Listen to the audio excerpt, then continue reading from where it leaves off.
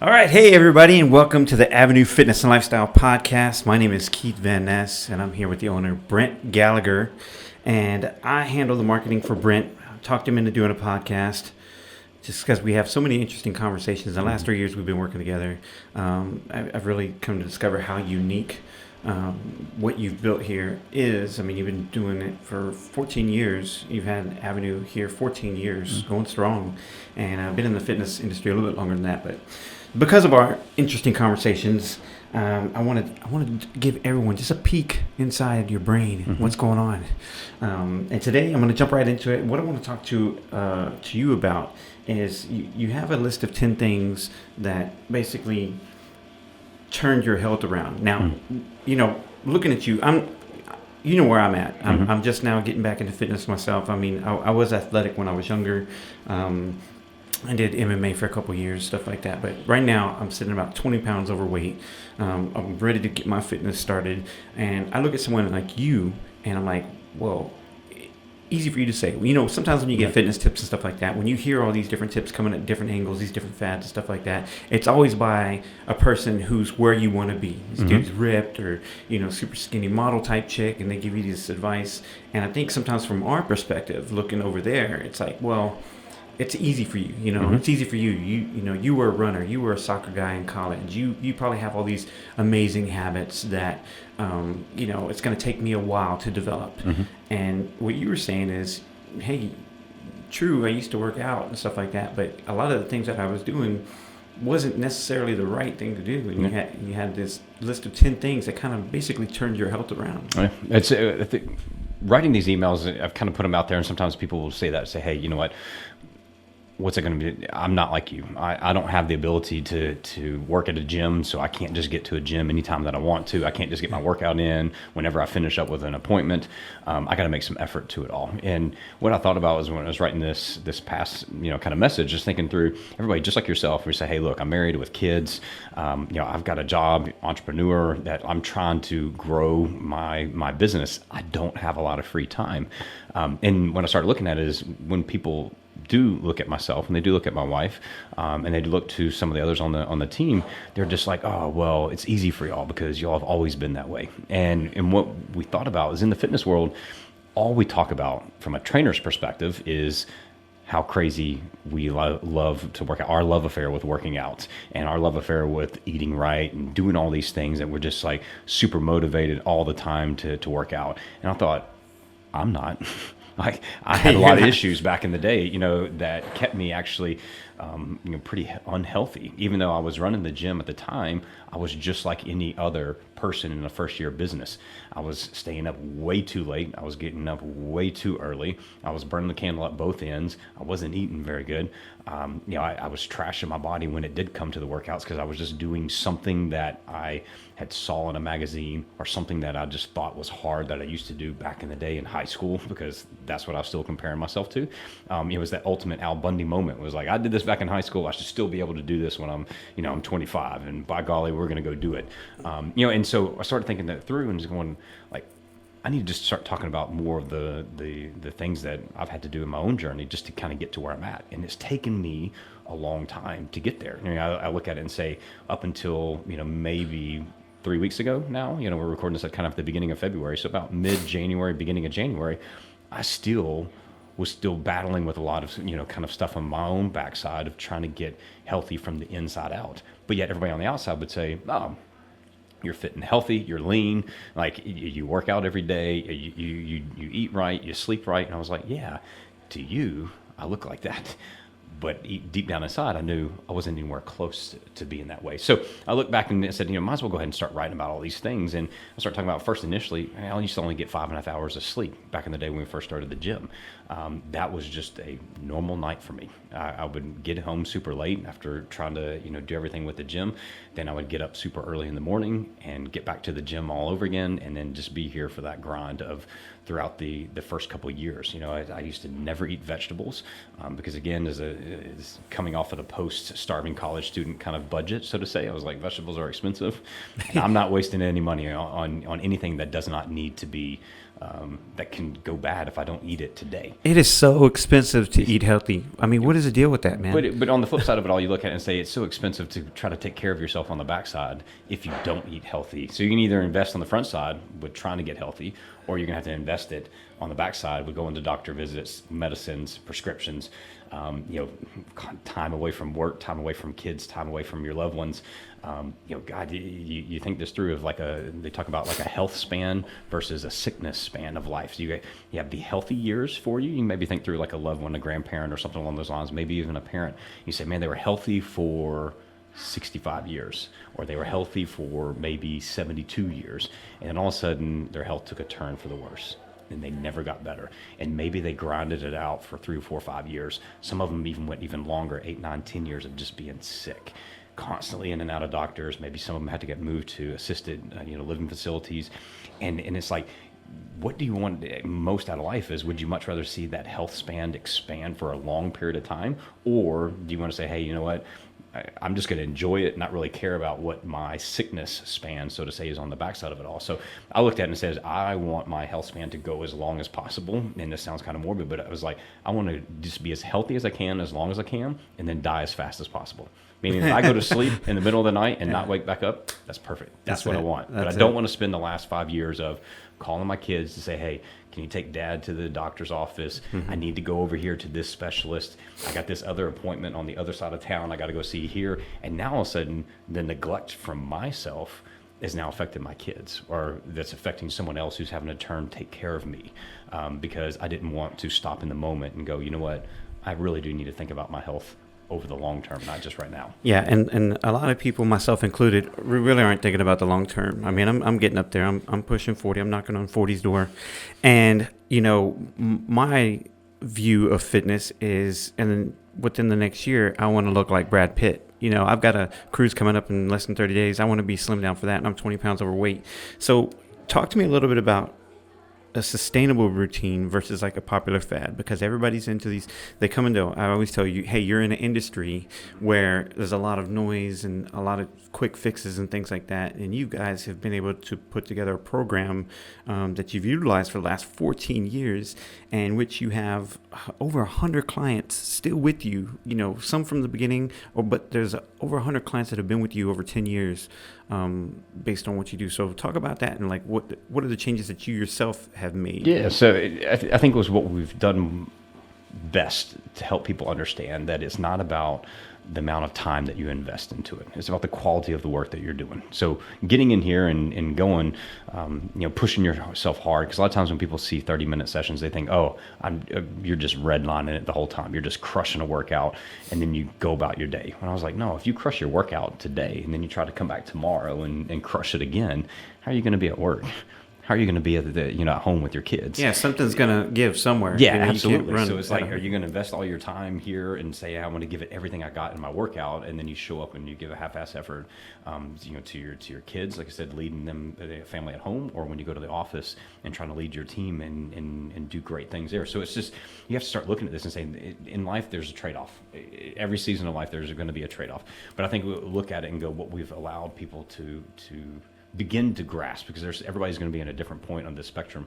Some people have said, you know what, if you could have convinced me 10 years ago that I would have felt this good by simply investing more time in sleeping, less time in working out, and just filling up half my plate with vegetables, like I couldn't even imagine where I would be today as far as like just how great I would be feeling. And some people catch on to it fairly quickly within the first couple of weeks. Some people it takes 6 years, it takes 10 years to kind of fully buy into this, because it has been so long programmed in our brains that you got to do this crazy intense workout. Right now, it's the popular media, everybody's doing the big group workout, the high intensity classes. And we've in this season of exertaining, it's the entertainment of working out. So it's more of, not so much of, can we actually make some true gains in your life? It's just show up, feel good, and then go about the rest of your day.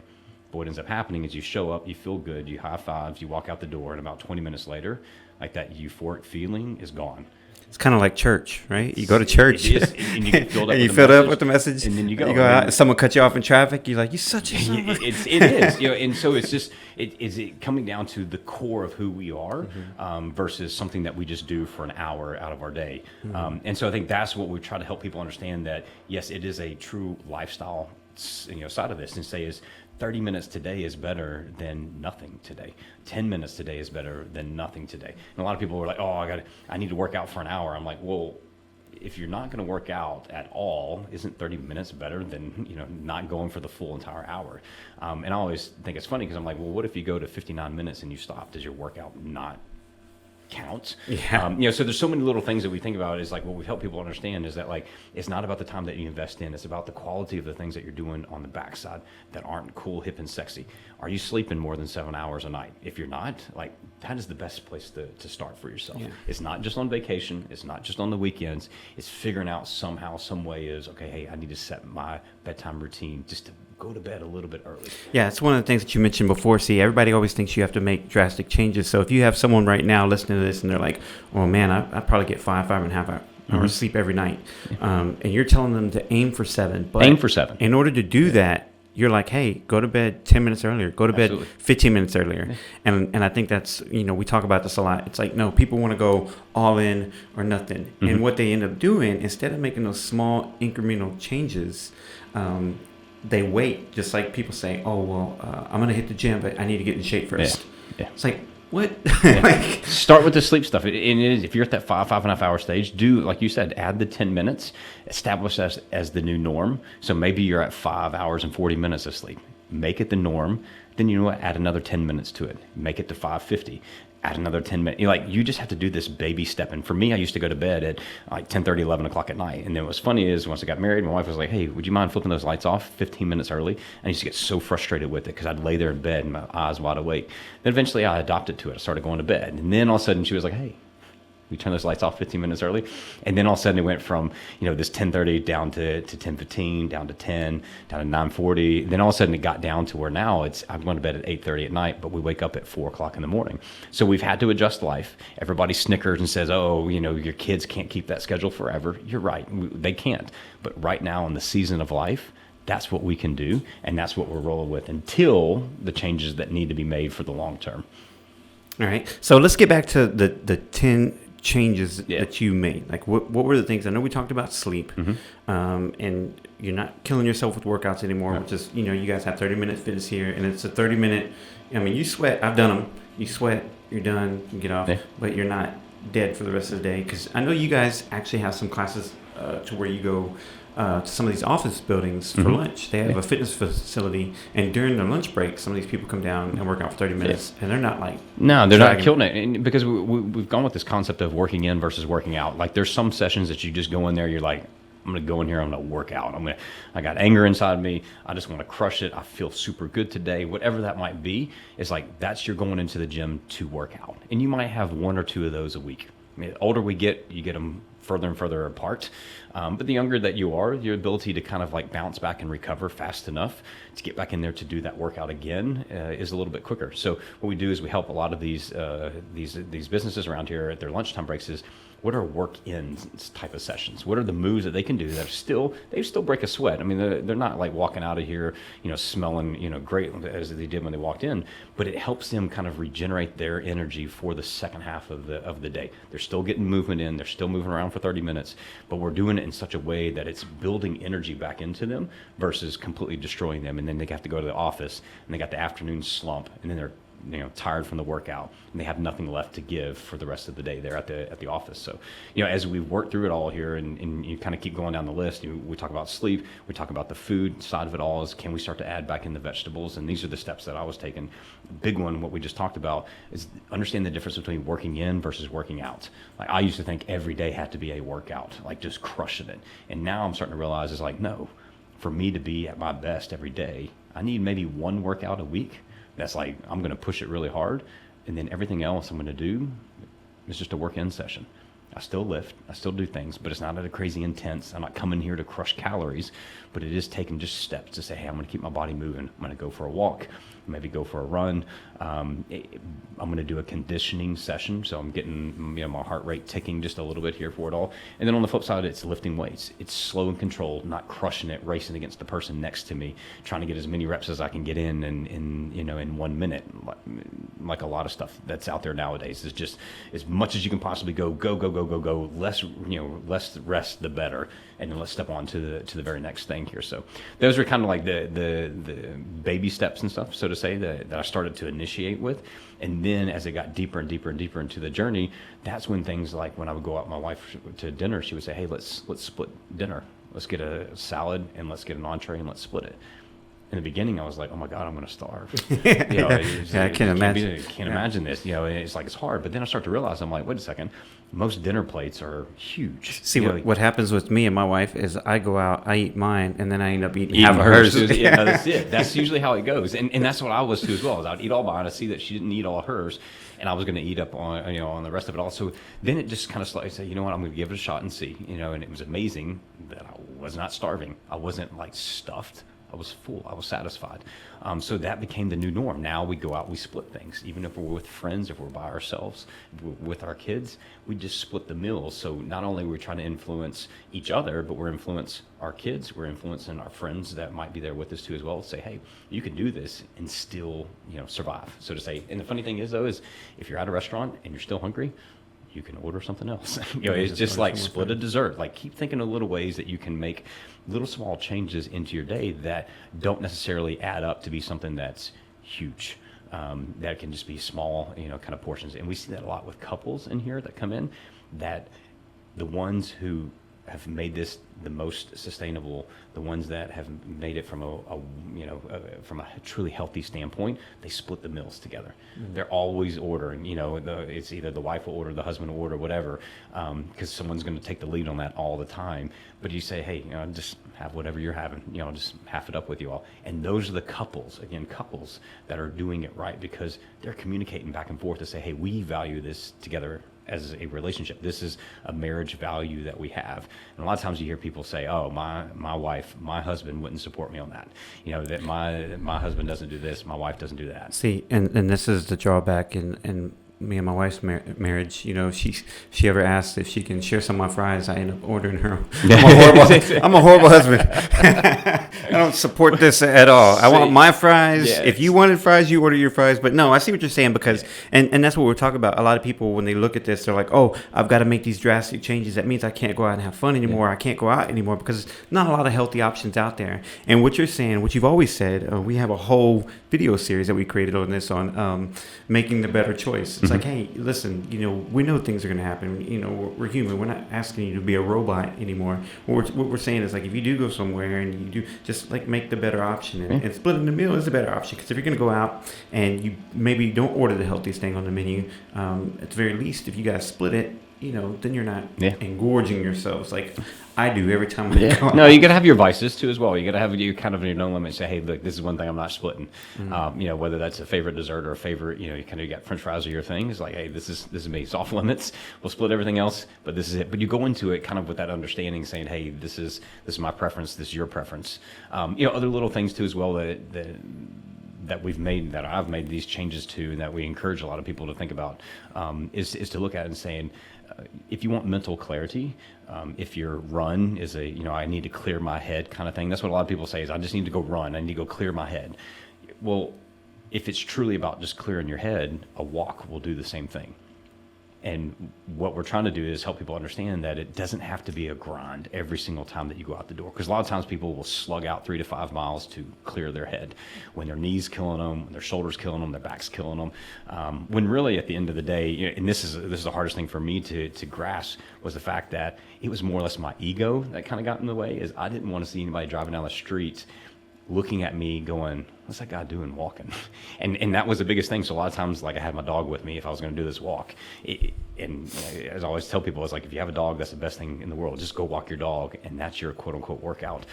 Now, if your dog's one of those sniffers that stops every 5 seconds, you might need to kind of drag them along. But it's like, can you start to think about these things with the walks of being a rhythmic activity? And it's just something that's an activity, what they call the activity of daily living.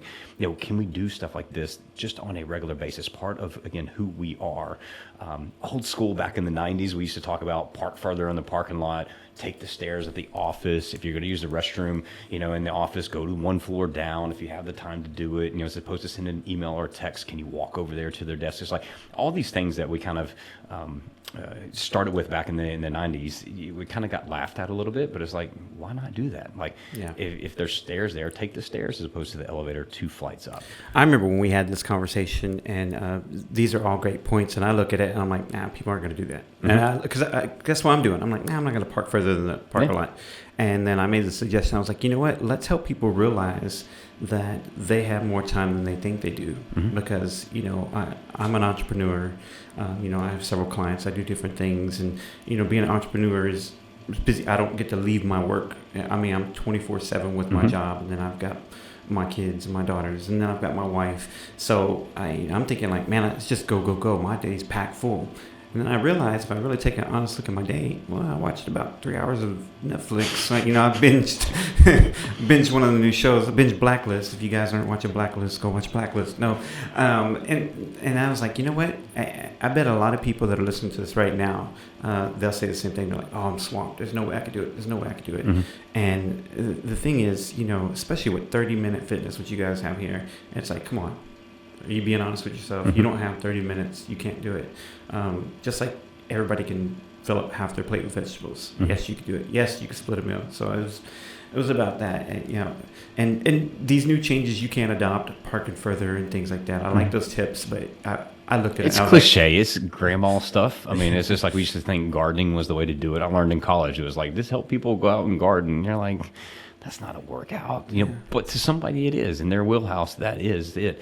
But I think it's looking at this and saying along the lines of, is this something that we are looking at for the long term? It's not just something today. It's not something for the next 6 weeks. But can I continuously keep doing this longer and longer and longer? Can I make these small little changes into my day that continuously build me up?